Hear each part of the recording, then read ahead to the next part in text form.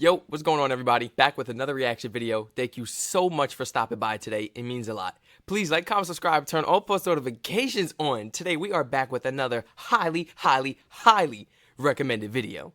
Today I will be reacting to the insane world of sidecar racing. In the thumbnail, I seen somebody sitting on the side of the car. I didn't know that's what it literally meant.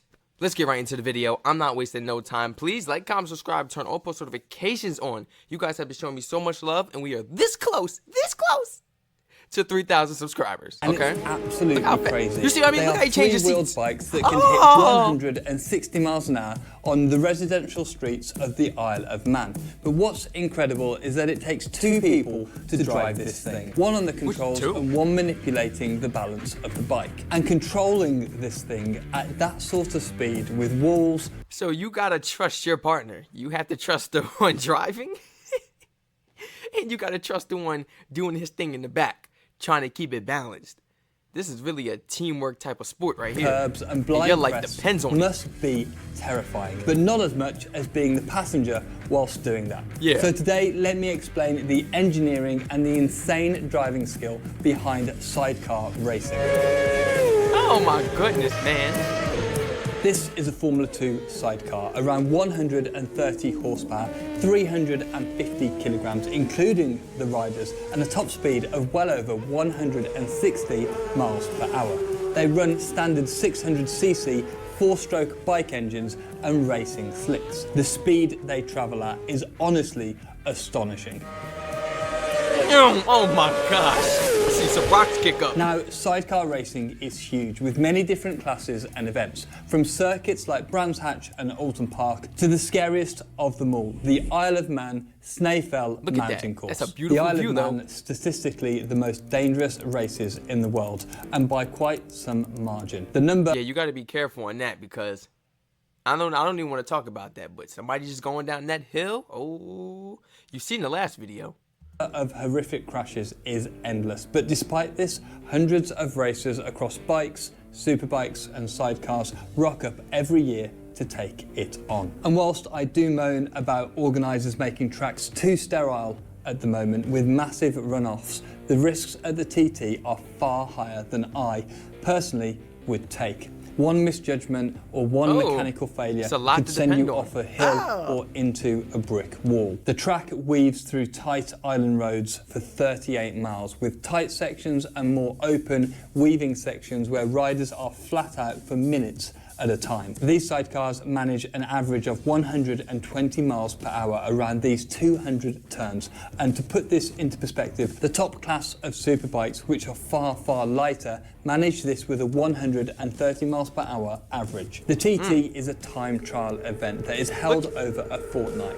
1 week of practice, and you're going to need every minute of that, and a week of races. They set the riders off 10 seconds apart. So whilst you are racing the clock, if you're quick, you have to put in some ballsy overtakes too. If you want to see loads of quality footage on this, check out the Three-Wheeling channel linked below. And thank you to them for supplying a lot of the footage for this video. And this track would be terrifying in a car. But you know, oh yeah, definitely. They got that Subi. Got that Subi. That was going to be my first car too. Oh, it was going to be that WRX 8-speed. I was going to... Oh, don't get me started. Do not get me started on that Subi. So if the dude on the side of the car falls off, I guess he just stays there while his homie finishes the race.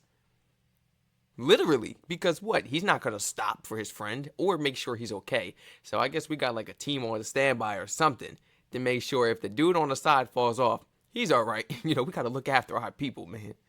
That ain't safe. 4 wheels and a roll cage, one driver, and the ability to take left and right-handed corners at the same sort of speed.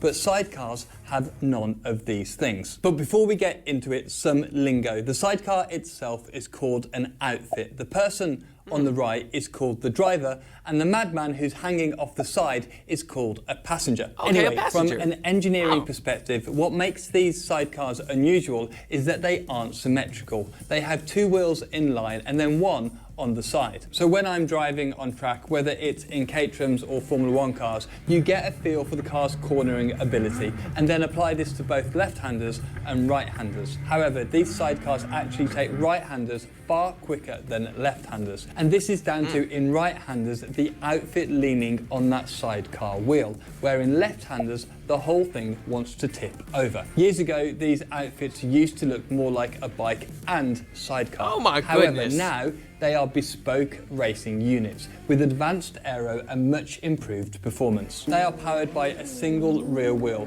the one behind the driver, and are steered by the front wheel through some very small handlebars. They can also outbrake superbikes down to the huge slick tyres and the enormous car brakes that stop all three wheels. And look here, they use flat racing tyres rather than the rounded bike tyres, so they have a much larger contact patch, so more grip in the corners and especially on the brakes. Now to the question I'm sure you're all wondering, what about the dude on the back? Well, they are called passengers, or more casually, monkeys. And that kind of makes sense. Excuse me, what did you say? Hold on real quick, we gotta rewind that. I gotta turn on the closed captions. I'm not even gonna turn it on, They are called passengers, or more casually, monkeys. And monkeys. That kind of makes sense. These guys have to be incredibly fit just to hold on at these speeds and G-force. And I'm not even gonna be all immature because he said monkeys and all that. No. I'm not gonna do that. I kind of like that term, you know, because they're crazy. They're crazy for doing this. And what? Monkeys are crazy. I like that term.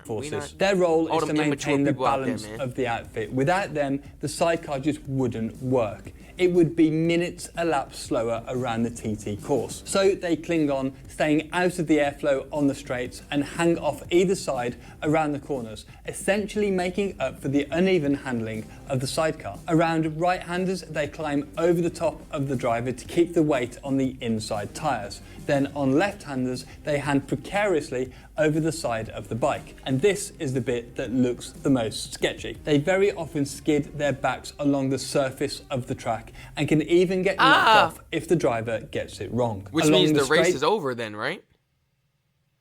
The race is over then. Because where's he going without the passenger?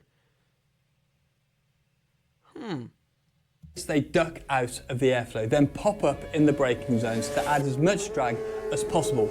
Then as the driver turns into the corner, they have to quickly but carefully get in position so that the bike sticks. So in a car, you trail brake into the corner, meaning you gently release the brake pressure as you enter. This is all to transfer the weight of the car as gently as possible. On a sidecar, the driver is still doing this, but with the added component of another person moving around too. And it must be so tough to coordinate these two things perfectly. Some passengers even count or feel the bumps. Also, they don't need to pop their head up to see when the next corner is coming, which around a 38-mile lap is mighty impressive. As you can imagine, it takes enormous trust from both parties. Do they study the these driver courses? has to trust that the passenger will be in place to give him grip when he needs it. Well, they have to study these courses or something. Like, you know how NBA players get to shoot around on the court, you know, warm up before the game starts? Hockey players get to shoot their pucks in the net or whatever before the hockey game starts.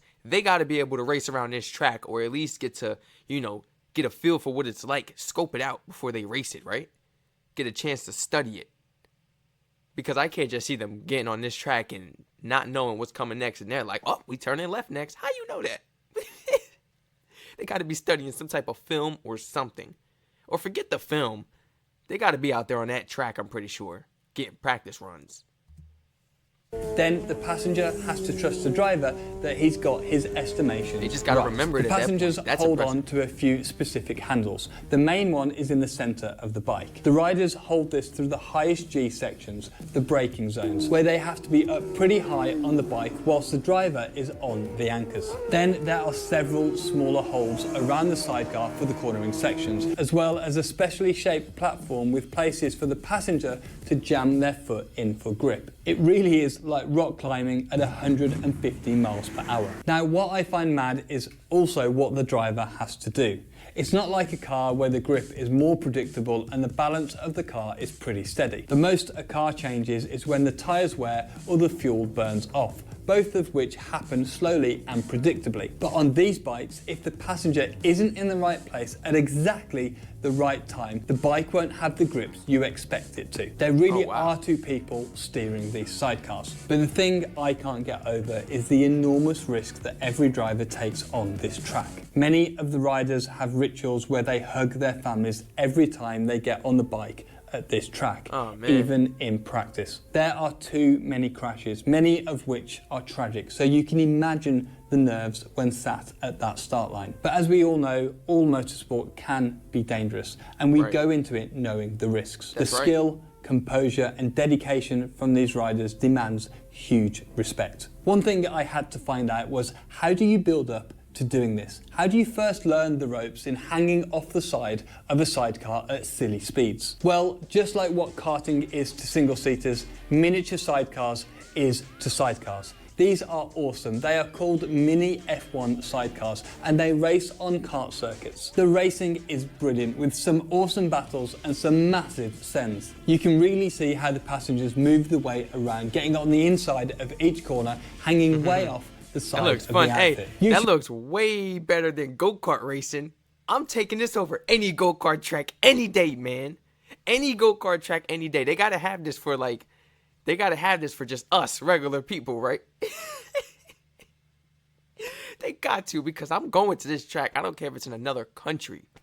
If you enjoyed this video, please like, comment, subscribe, turn on post notifications on. Let me know what you thought about this video down below in the comments. Feel free to check out my Twitch, my Discord, and second YouTube channel. Of course, the all sports videos in the description down below. With further ado, it's your boy Strack Reacts, clocking out with another reaction video. This video was amazing. Amazing, amazing, amazing. Thank you so much for all the recommendations. Please like, comment, subscribe, turn on post notifications on. I'll see you guys on my next one. Stay safe.